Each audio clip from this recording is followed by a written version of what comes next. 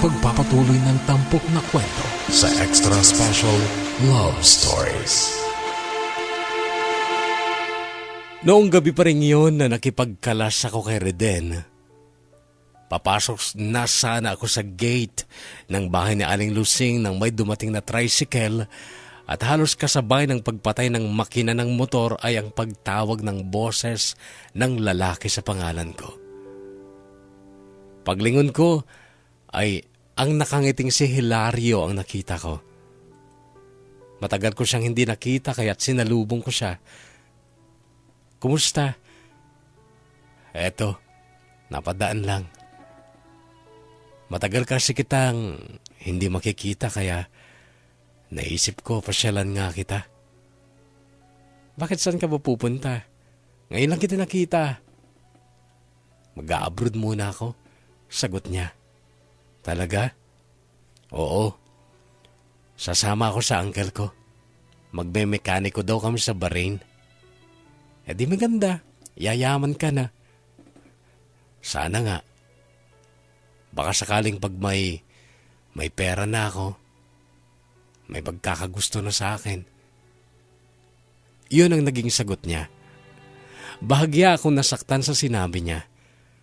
Para kasi niyang sinabing kaya ako siya binasted noon ay dahil wala siyang pera. Kaya ang sabi ko, Hil, huwag mong patulan ng babaeng pera lang ang habol sa'yo. Kung sakaling may magmamahal sa'yo, siguraduhin mong tunay kanyang mahal at hindi yung dahil sa kung ano lang kaya ka papatulan. Ganun ba yun, Naida? Kau naman, Hil. Mas matanda ka nga ng 2 taon sa akin eh. Dapat mas marami kang alam kaysa sa akin. Naida, ano ba kasing wala sa akin at hindi mo ako magustuhan? Wala sa'yo ang problema, Hil. Nasa akin. Nasa akin ang kawalan ng espesyal na damdamin sa'yo. At huwag mo sisihin ang sarili mo kung bakit. Dahil ako ang mali. Ako ang may kakulangan. Umaasa pa rin ako, Naida. Kahit alam kong hindi nakakawala sa iyo si Reden. Ewan ko kung bakit parang ayaw kong pumayag na sa iba ka mapunta. Si Reden baka mo ang ayaw kumawala sa akin? Kumawala na siya, Hil. Wala na kami.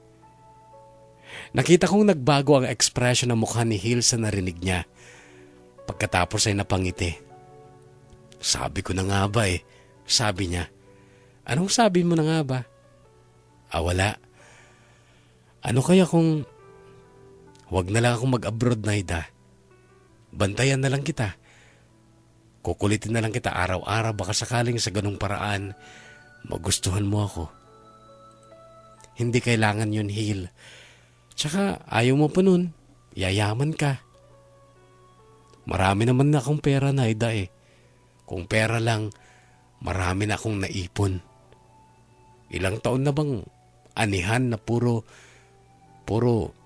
iniipon ko lang mga kinikita ko sa bukid ko. Pwede na nga sana akong mag-asawa eh, pero wala lang kasi maasawa.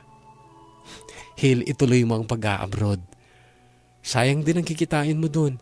Malay mo, doon ka makakita ng babaeng pagkakagastusan mo ng lahat ng naipon mo, di ba? Sama naman nun. Sagot niya tsaka ngumiti. Hilda, darating din ang tamang babae para sa'yo. Huwag ka lang mainip. Noon kapuso ay tinitigan ako ni Hilario. Parang tumagos sa kaluluwa ko ang titig na yun pero hanggang sa oras na yun ay awa lang talaga. Awa lang ang nararamdaman ko para sa kanya.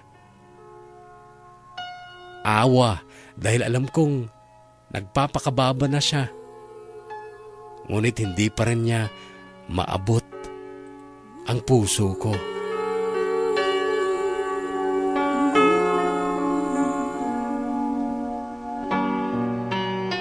Kapuso, lalo pa akong nakadama ng awa para kay Hilario nung minsang bumili ako sa tindahan. Naabutan ko ang 3 dalagang kabarangay ko din na nagkukwentuhan at si Hilario ang pinag-uusapan nila. Ang sabi ng isa, dapat sinagot mo na sa Hil. Mag-a-abroad na kaya? Di gaganda ang buhay mo kapag asawa ka ng abroad. Iyon ang sabi ng isang dalaga. Ay nako, di bali ng mahirap ang mapapangasawa ko, basta mahal ko at sigurado ako na hindi malalahian ng abnormal ang magiging pamilya ko.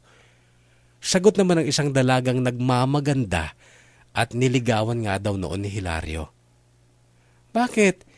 Iniisip mo bang kapag naging asawa mo si Hil, maaring isa sa magiging anak nyo ay magiging kagaya ni Mitching? Sabi naman ng isa. Hindi malayong mangyari yun. Kung lahi talaga ng pamilya nila ang may diferensya, pwedeng isa sa maging anak nyo o baka lahat nga may diferensya din. Tirada naman ng isa. Hindi na lang ako nagpahalatang narinig ko sila. Pero talagang naawa ako kay Hilario. Pati pala ang kapatid niyang si Mitching na may diferensya sa pag-iisip ay isinasabit sa kapintasan ni Hilario. Hindi naman pangit si Hilario at matino naman ito. Masipag, magalang, mabait. At kung bakit ganun na lang humusga ang mga dalagang yon, nakala mo ang gaganda. Isa pa, hindi naman kasalanan ni Hilario kung nagkaroon siya ng kapatid na may diferensya. Katunayan, bilib pa rin ako kay Hilario, kapuso. Dahil kahit na may diferensya ang nakababatang kapatid niyang si Mitching,